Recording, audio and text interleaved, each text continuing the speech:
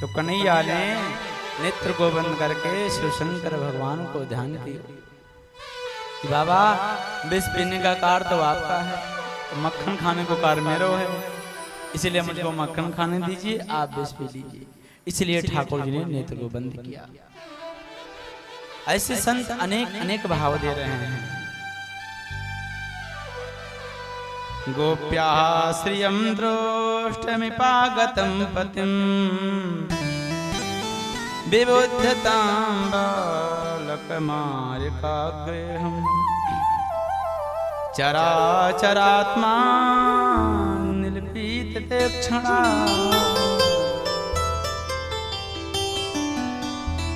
पूतना को देख करके भगवान ने नेत्र को बंद किया। यहाँ संतों ने कई कई भाव दिए।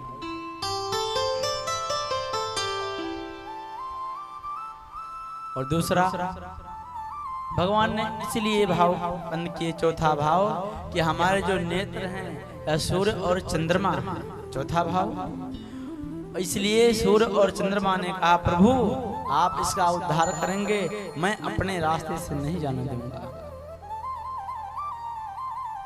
भगवान के नेत्र कौन है? सूर्य और चंद्रमा। भगवान ने इसे नेत्र को बंद किया। सो जैसे वहां पर पहुंची कन्हैया नेत्र को बंद किए हैं, यशोदा मैया ने देखा, सो खड़ी हो गई। बोले बहन मैं लाला को दर्शन करने चाह रही हूँ। पूतना ने कहा, अब यशोदा मैया ने विचार किया मैंने तो कभी देखो ना इसको, कहाँ से आई है। उसने कहा मैं आपके सास की, दादी की, नानी के, मामी की, चाची की, नानी के, बहनी की बेटी की बेटी हूँ। बोले इतना कौन चक्कर में पड़े, चलो दर्शन कर लीजिए। और अंदर जल लेने के लिए यशोदा मैया चली गई और वहीं पर पूतना भगवान को उठा करके और आकाश में उड़ गई। मैं ले जा करके और कंस के पास में मारूंगी।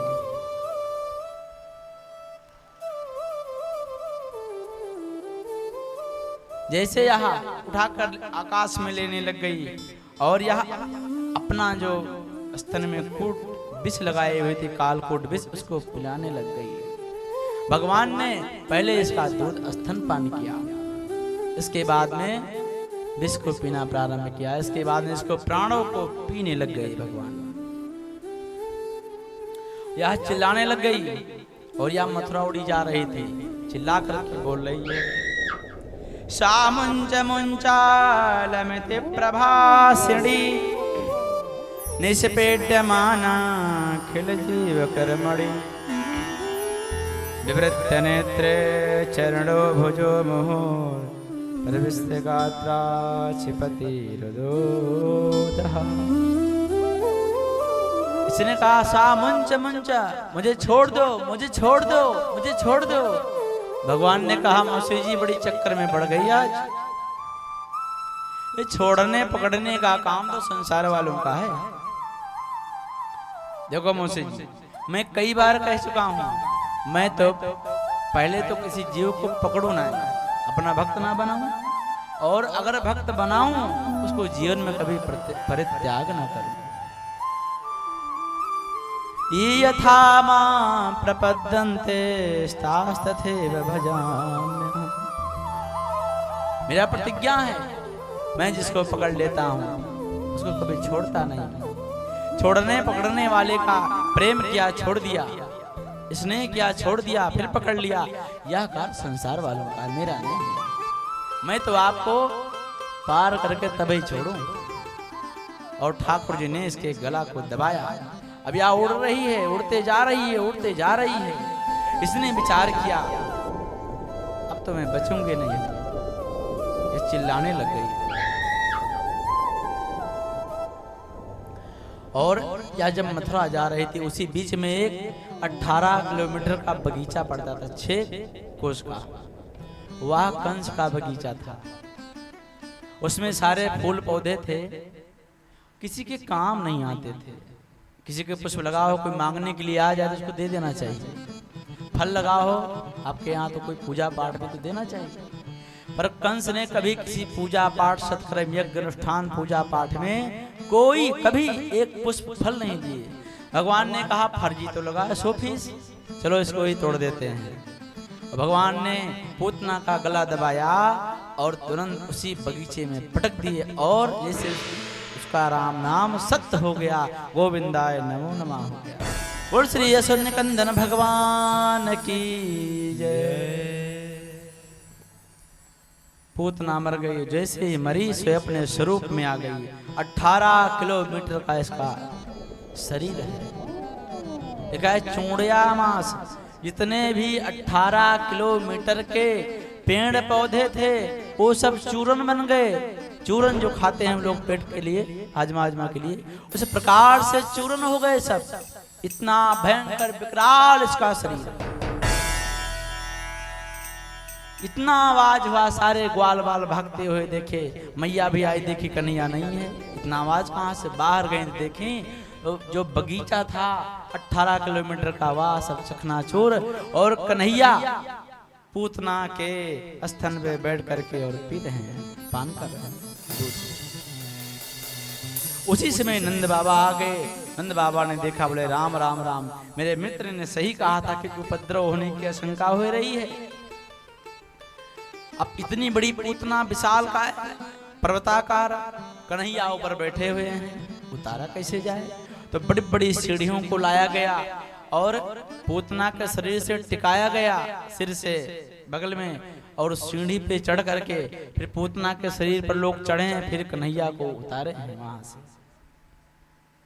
इसके बाद में पूतना के शरीर को सैकड़ों टुकड़े करके और इसको जला दिए। और जब पूतना को जलाए, इसके शरीर से सुगंध आने लग गई। दुर्गंध नहीं, सुगंध है। ऐसा सुगंध लाओ लगता है पूरा वातावरण इत्र से सुगंधित हो गया।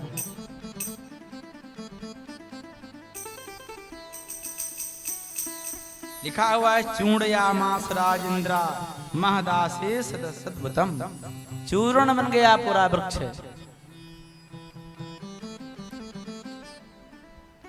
जब सुगंध निकला, श्री शुकाचार्य सुखदेव जी महाराज ने यह कथा सुना रहे हैं। परीक्षित जी महाराज कह रहे हैं, गुरुदेव यह जो पूतना है तो राक्षसी है, और इसकी चिता से सुगंध क्यों निकल रही है? शुकाचार्य सुखदेव जी कह रहे हैं, राजन सुनो, क्योंकि भगवान का स्पर्श हो गया है। पूतना ने भगवान को स्पर्श कर लिया है, और भगवान को एक बार कोई स्पर्श कर ले, दर्शन कर ले, तो वह परम पवित्र हो जाता है। पूतना का कार्य भी नहीं पवित्र है। पूतना लोक बालग्नि राक्षसे रुधिरासना जिघांसया पिहरे स्तनं दत्वा पसद्गतिम्। भगवान शुकाचार्य सुखदेव जी कहते हैं, राजन पूतना का कोई भी कार्य पवित्र नहीं है। पूतना, पूत मतलब पवित्र, ना मतलब नहीं, जिसका कार्य पवित्र ना हो उसका नाम पूतना। कोई सद्गुण नहीं है। सबसे पहले क्या है कि भगवान का स्पर्श हो गया, इसलिए यह परम पवित्र हो गई। इसका काम भी अच्छा नहीं है। लोक बाल अग्नि, लोगों के बालों को ढूंढ करके और मार देती है। और इसका कुल भी पवित्र नहीं है, क्योंकि ये राक्षसी है। भोजन इसका क्या है? तो लिखा है रुधिरासना। रुधिर मतलब होता है रक्त, खून। ये बालकों को मार करके उनका खून पी जाती है। इसका भाव भी अच्छा नहीं, जिघांसया।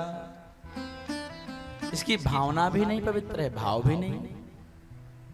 फिर भी जब पूतना को भगवान ने मारा तो इसके सुगंध क्यों आए? इसका कारण यह है कि भगवान से इसका स्पर्श हो गया है।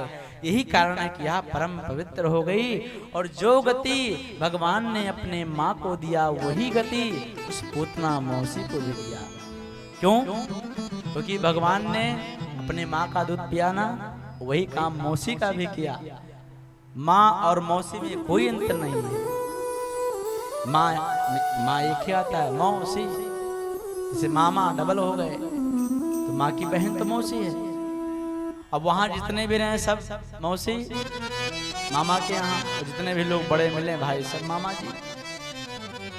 इसलिए इसके शरीर से दिव्य सुगंध निकलने लग गई। और कन्हैया को उतार करके यशोदा मैया ने, नंद बाबा ने झाड़ा लगाना प्रारंभ कर दिया। क्यों?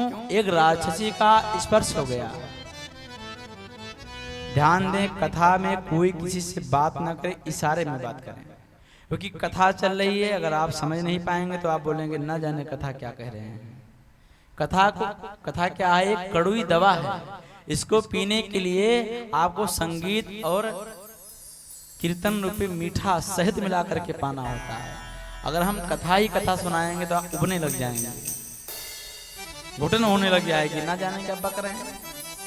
तो मीठी दवा क्या है? संगीत है, कीर्तन है, चौपाई है। इसलिए ध्यान दें कथा में। हम क्या कह रहे थे अभी? क्या कह रहे थे? कथा कहां पर थी?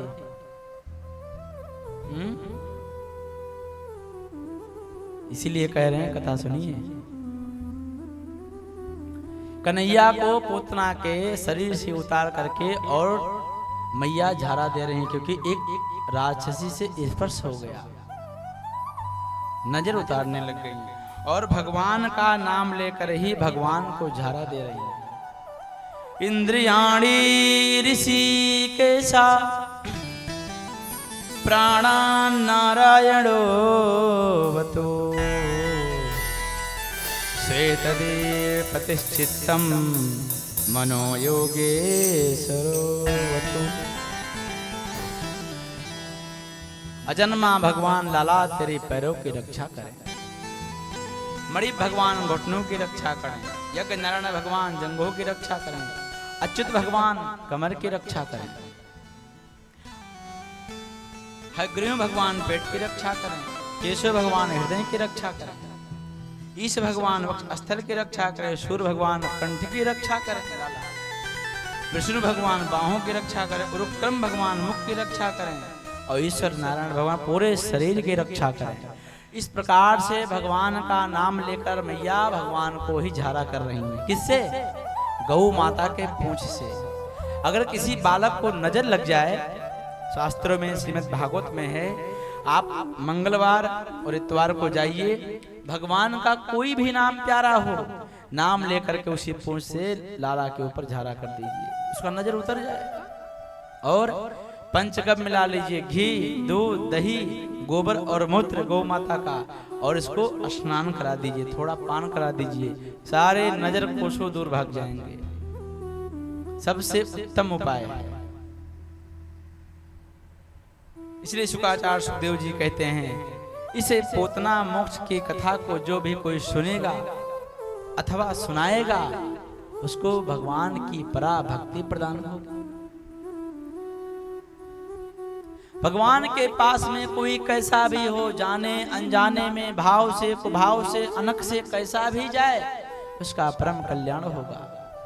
अहो बकीयम स्तन कालकूटम जिघांसया पाय दत्त साधे लेभे गतिं धात्रचितां ततुन्यम कम वा दयालुं शरणं ब्रजेमः।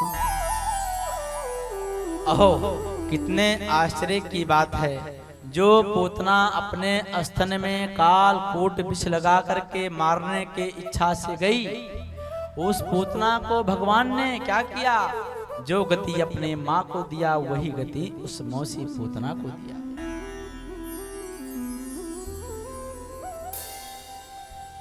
अस स्वभाव कहूँ सुनहु न देखूं, जय खबेश रघुपत समलेखूं। सुनहु माते लोग अभागी, हरि तज होय विषय अनुरागी। भोलेनाथ महादेव मैया पार्वती से कहते हैं, देवी, जो भगवान के कथा नाम को, कीर्तन को छोड़ करके विषयों में अनुराग रखते हैं, वो बड़े अभागी हैं। संसार में रहते हुए मुर्दे के समान है, उनका जीवन मृत्यु के समान है।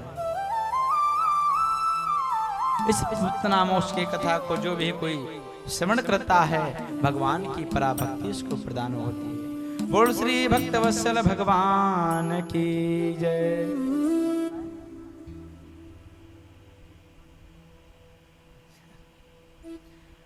ये तद पूतना मोक्षम कृष्ण साधकमद्भुतम सुनिया श्रद्धया मर्त्या गोविंदे लभते गतिम। जो मनुष्य पूतना मोक्ष की कथा को सुनता है भगवान उस पर प्रसन्न होकर के अपने भक्ति प्रदान करते हैं। आगे के लीला में श्री